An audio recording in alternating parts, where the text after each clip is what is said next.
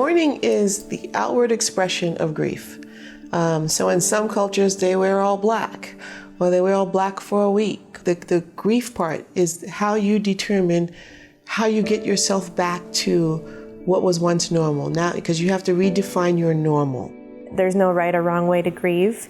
There are healthy ways and unhealthy ways to grieve, but there's no right or wrong way. There's no recipe that you have to follow. And to be kind with yourself and gentle with yourself and forgiving with yourself. Life is really busy. And sometimes we're not afforded the time to grieve properly.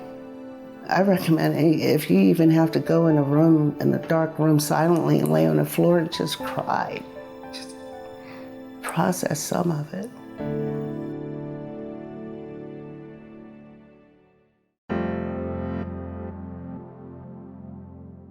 Too much of anything is bad, and that's all it boils down to. It's easy to go to the local bar and commiserate with somebody. People do it every day.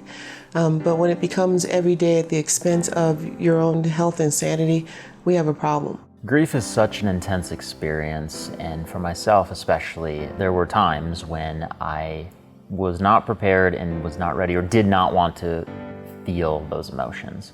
And at times then the result of that was unhealthy coping mechanisms. Sometimes that was just isolation and withdrawal, and sometimes it was substance abuse. And part of my story was that I avoided those feelings of grief through specifically alcohol. During those times, you're not processing your feelings, you're not processing emotions, you're running away from them.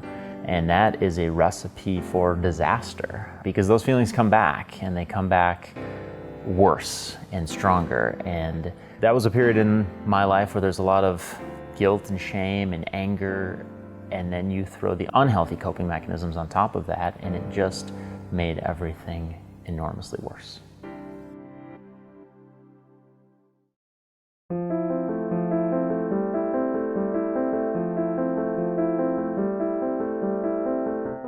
Find ways to celebrate yourself first, because whether or not you believe it, if you're still here, you're a survivor. How do we fill in the details of self-care? For some people, it's painting. For some people, it's volunteering. One of the main things that we leaned on was definitely our faith. And our church was a huge support at that time. The way that I dealt with my grief were in very healthy ways. Talking with people, physical activity, yoga. I was searching on the internet, and I found a group that is a support group for parents who have had a loss. And so by joining that group, it was probably the best support that I did find. We just so connected on the fact that we had such similar experiences that we supported one another in a way that Brian and I couldn't be for each other, you know.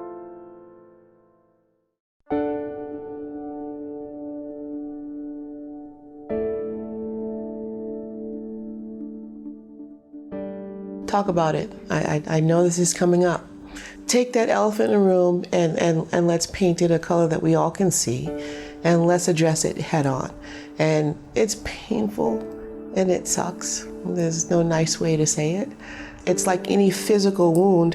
When you go to clean it, the cleaning hurts. But if you keep cleaning it, after a while it starts to heal. It's the same thing with a loss. The anniversary of Kale's birth and Kale's death are going to be more emotional times for us and more intense. It's really good to be aware of that as those times approach, that might be a trigger for some of those unhealthy reactions to those emotions. And just do as much as you can to prepare yourself for that, and maybe substitute it with something healthier. Human beings are so strong. You don't know what kind of strength you have until you actually have to be strong. And so people wouldn't think that they can make it through something like that, but you can.